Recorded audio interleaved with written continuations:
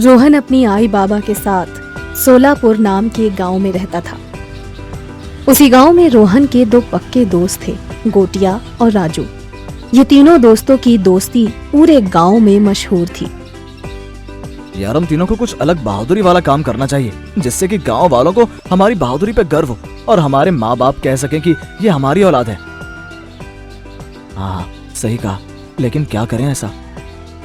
अरे क्या जरूरत है मुसीबत मोल लेने की? तुम दोनों दिखाओ अपनी बहादुरी, मुझे तो नहीं दिखानी।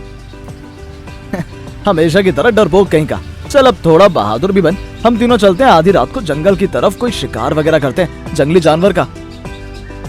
लेकिन वो वहां तो कोई राक्षस रहता है ना, कोई गुफा में, ऐसा सुना है मैंने। अरे कोई राक्षस वगैरह नहीं होता, समझा तू? डर मत, हम दोनों हैं ना तेरे साथ। तीनों दोस्त फिर आधी रात को जरूरी सामान एक बैग में लेकर और टॉर्च लेकर जंगल की तरफ जाते हैं। रास्ते भर गोटिया डरता रहता है। अब घर चलो, अभी भी वक्त है, वरना वो खूनी गुफा वाला राक्षस हमें खा जाएगा। मैंने सुना है उसके दिल में उसकी जान है। और अगर... चुप कर डरपोक, आगे चल, कोई राक्षस वगैरह नहीं है। तीनों आगे जाते हैं, तभी अचानक रोहन के पैरों के नीचे कोई पत्थर आता है और उसके हाथ की टॉर्च नीचे गिर जाती है। अंधेरा हो गया, लगता है राक्षस आ गया। रुको मैं दूसरी टॉर्च निकालता हूँ। जैसे ही वो टॉर्च निकालता है, राजू को सामने एक बहुत बड़ा राक्षस दिखता है जो बड़े नाखूनों वाला था। वो अरे कोई भूत भूत देख लिया क्या तूने? क्या तेरी बोलती क्यों बंद हो गई है? वो राक्षस, जरूर इसने राक्षस देख लिया है। मैंने कहा था ना वो यही है। तभी अचानक जोर से राक्षस की दहाड़ने की आवाज आती है और तीनों डरने लगते हैं।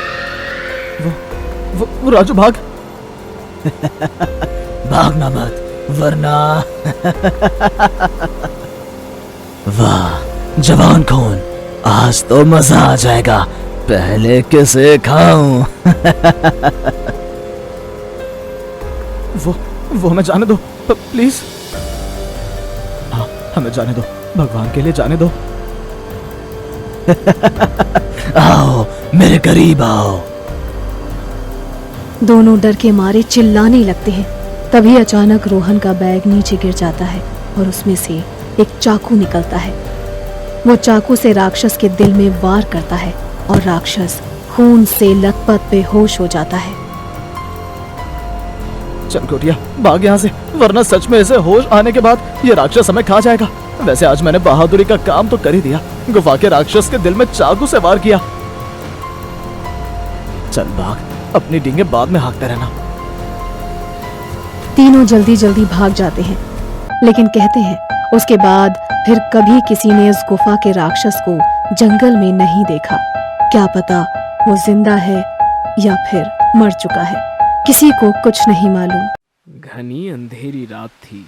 तेज आंधी तूफान के साथ जोरों की बारिश में एक छोटी सी बच्ची अपनी माँ की लाश के पास बैठी रो रही थी। माँ उठो माँ, क्या हुआ मम्मी? आप कुछ बोलती क्यों नहीं? माँ उठो ना, आप मुझे ऐसे छोड़कर नहीं जा सकती। आपके बिना मेरा क्या होगा? तभी लाश में से उस औरत की आत्मा बनकर आती है।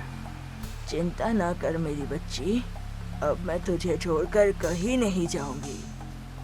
फिर नंदा चुड़ैल काव्या को लेके एक बड़ी सी पाइप के पास जाती है और उसे ले जाके वहीं सुला देती है।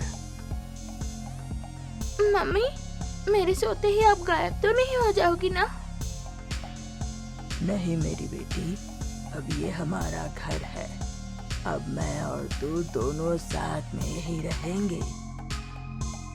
जिसके बाद दोनों माँ बेटी उसी पाइप में रहने लगते हैं। वहीं जब सुबह होती है, काव्या को उसकी माँ कहीं नहीं दिखती। मम्मी झूठी है, बहुत झूठी है। मुझसे कहा कि कभी मुझे छोड़कर नहीं जाएंगी और मुझे छोड़कर चली गई। जिसके बाद काव्या तैयार होकर स्कूल चली जाती है। वहीं स्कूल से आते समय बहुत जोरों की भूख लगी होती है, लेकिन उसके पास खाने को कुछ नहीं होता। वहीं पाइप में अकेली बच्ची रात को रहता देख पास रहने वाली सुष्मिता उस पे दया खाती है और फिर रोजाना वहां पर आकर उसे खाना देती है। थैंक यू आंटी, मेरे लिए खाना लाने के लिए। मोस्ट वेलकम बेटा। वहीं नंदा रोजाना रात को अपनी बेटी के पास और सुबह होते ही गायब हो जाती थी। फिर एक दिन, मम्मी, आप तो दिन में मुझे दिखाई ही नहीं देती हो, लेकिन आज आप गायब नहीं हुई, कैसे? अब आप कभी नहीं जाओगी ना? नहीं मेरी बच्ची, अब तुम्हारी ये चुड़ैल मम्मी कभी नहीं जाएगी, क्योंकि अब मैं एक शक्तिशाली चुड़ैल बन चुकी हूँ और अब मेरे पास वो सारी ताकत है जिससे मैं दिन में भी दिखाई दे सकती हूँ और तुम्हारे लिए हर मुश्किल से लड़ सकती हूँ। जिसके बाद नंदा चुड़ैल काव्या को तैयार करके उसे स्कूल भेजती है। वही शाम को जब काव्या स्कूल से आ जाती है तो सुष्मिता उसके लिए पाइप के पास खाना लेकर आती है।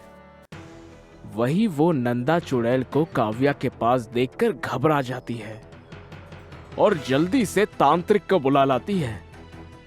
बाबा आइए आइए, ये है वही चुड़ैल जिसने बच्ची को अपने वश में कर रखा है। एम क्लीम चामुंडाय विच्छे, आज मैं इस चुड़ैल का सर्वनाश करके रहूंगा। आप लोग मुझे क्यों सता रहे हैं? छोड़ दीजिए मुझे प्लीज। मेरी मम्मी को आप लोग छोड़ दो प्लीज। बेटी, क्या ये चुड़ैल तेरी माँ है? हाँ, मैं एक चुड़ैल माँ हूँ जिसे मरने के बाद भी मुक्ति नहीं मिली, क्योंकि मेरे मरने के बाद मेरी बच्ची अकेली हो जाएगी। मैं एक अनपढ़ चुड़ैल हूँ। जब मैं जीवित थी तो इस गांव के लोगों ने मुझे जीने नहीं दिया। मेरे अनपढ़ होने का फायदा उठाकर सरपंच ने मेरा घर, मेरी जमीन हथिया ली। वही एक दिन किसी आदमी ने मुझे खराब खाना दे दिया और एक बार फिर मेरे पढ़े लिखे ना होने के कारण मैं खाने की पैकेजिंग नहीं देख पाई और मैंने खराब खाना खा लिया, जिस कारण मैं तड़प तड़प कर मर गई।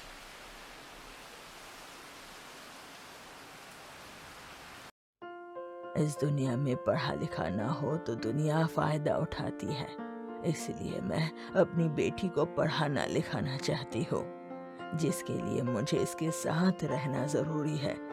प्लीज मुझे छोड़ दो, इस समय मेरी बेटी को मेरी जरूरत है। ये सुनकर सुष्मिता का दिल पसीज जाता है। चुड़ैल बहन, तुम चिंता ना करो, आज से मैं तुम्हारी बेटी को अपनी बेटी की तरह पालूंगी। एक माँ का दर्द क्या होता है वो मैं अच्छे से समझ सकती हूँ, क्योंकि मेरी कोई औलाद नहीं है। आज से काव्या मेरी बच्ची है